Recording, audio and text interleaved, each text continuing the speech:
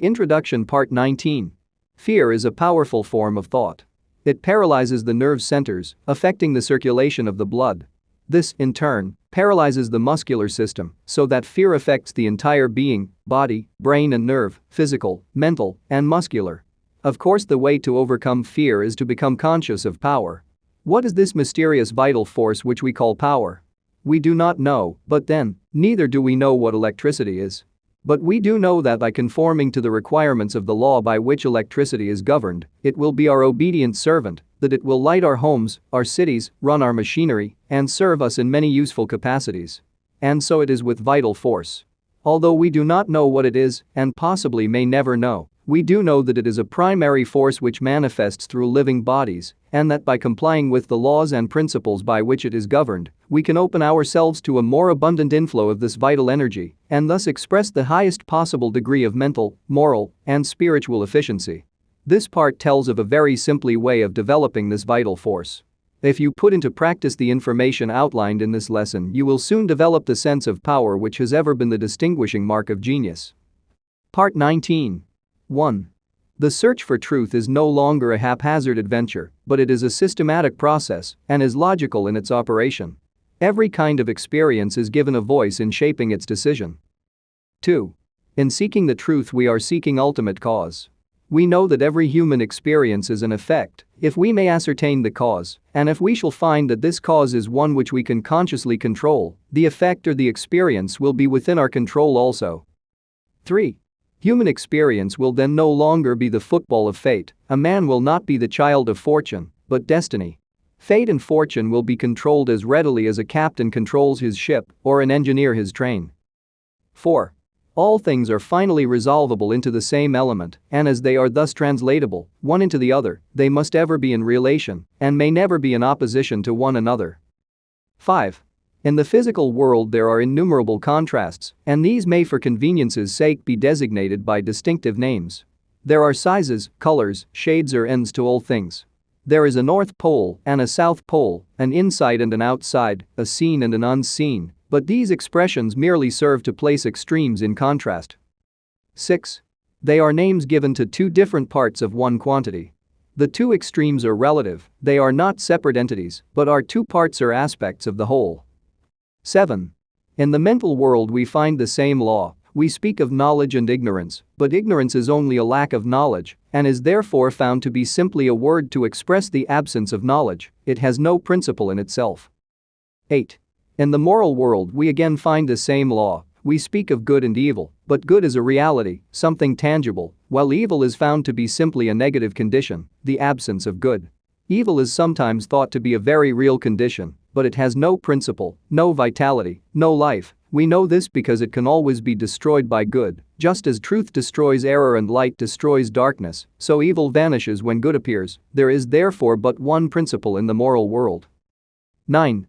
We find exactly the same law obtaining in the spiritual world. We speak of mind and matter as two separate entities, but clearer insight makes it evident that there is but one operative principle, and that is mind. 10. Mind is the real and the eternal. Matter is forever changing. We know that in the eons of time 100 years is as but a day.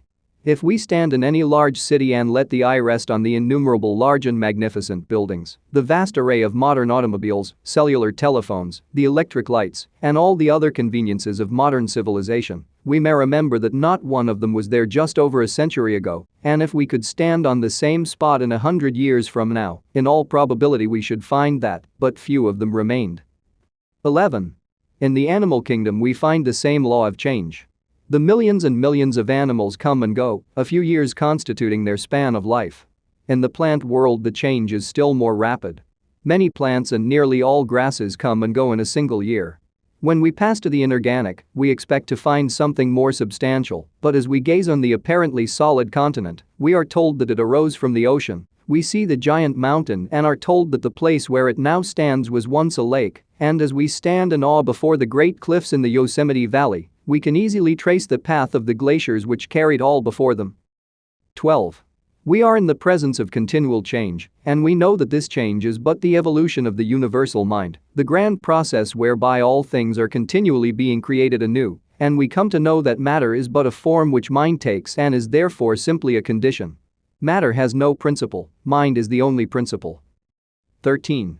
We have then come to know that mind is the only principle which is operative in the physical, mental, moral and spiritual world. 14. We also know that this mind is static, mind at rest, and we know that the ability of the individual to think is his ability to act upon the universal mind and convert it into dynamic mind or mind in motion. 15. In order to do this, fuel must be applied in the form of food, for man cannot think without eating, and so we find that even a spiritual activity such as thinking cannot be converted into sources of pleasure and profit except by making use of material means. 16.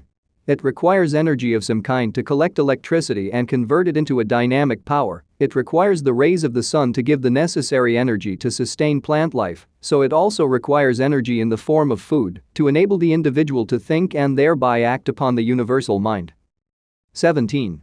You may know that thought is constantly, eternally taking form, is forever seeking expression, or you may not, but the fact remains that if your thought is powerful, constructive, and positive, this will be plainly evident in the state of your health, your business and your environment. If your thought is weak, critical, destructive and negative generally, it will manifest in your body as fear, worry and nervousness, in your finances as lack and limitation, and in discordant conditions in your environment. 18. All wealth is the offspring of power, possessions are of value only as they confer power. Events are significant only as they affect power, all things represent certain forms and degrees of power. 19. A knowledge of cause and effect as shown by the laws governing steam, electricity, chemical affinity and gravitation, enables men to plan courageously and to execute fearlessly.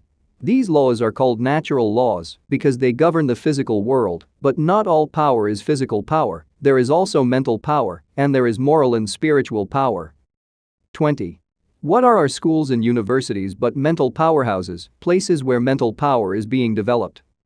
21.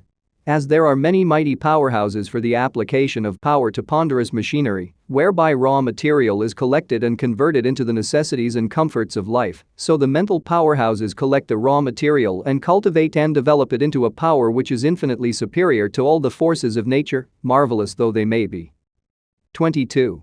What is this raw material which is being collected in these thousands of mental powerhouses all over the world and developed into a power which is evidently controlling every other power?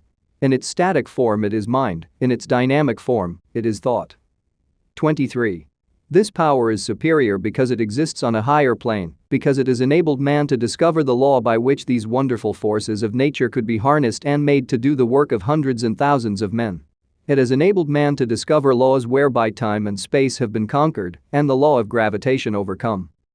24. Thought is the vital force or energy which is being developed and which has produced such startling results in the last half-century as to bring about a world which would be absolutely inconceivable to a man existing only 50 or 25 years ago. If such results have been secured by organizing these mental powerhouses in 50 years, what may not be expected in another 50 years? 25. The substance from which all things are created is infinite in quantity. We know that light travels at the rate of 186,300 miles per second, and we know that there are stars so remote that it takes light 2,000 years to reach us, and we know that such stars exist in all parts of the heaven. We know, too, that this light comes in waves, so that if the ether on which these waves travel was not continuous, the light would fail to reach us. We can then only come to the conclusion that this substance, or ether, or raw material, is universally present. 26.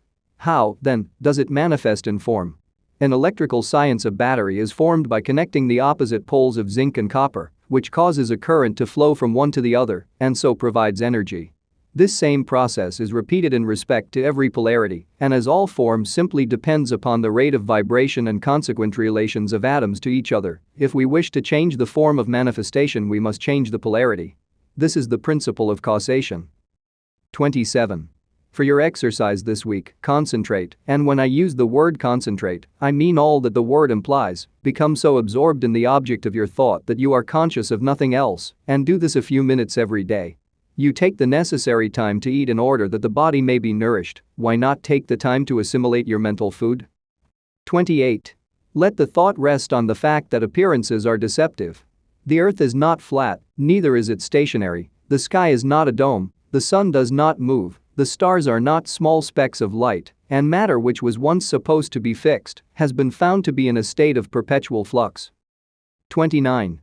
Try to realize that the day is fast approaching, its dawn is now at hand, when modes of thought and action must be adjusted to rapidly increasing knowledge of the operation of eternal principles. Silent thought is, after all, the mightiest agent in human affairs. Channing.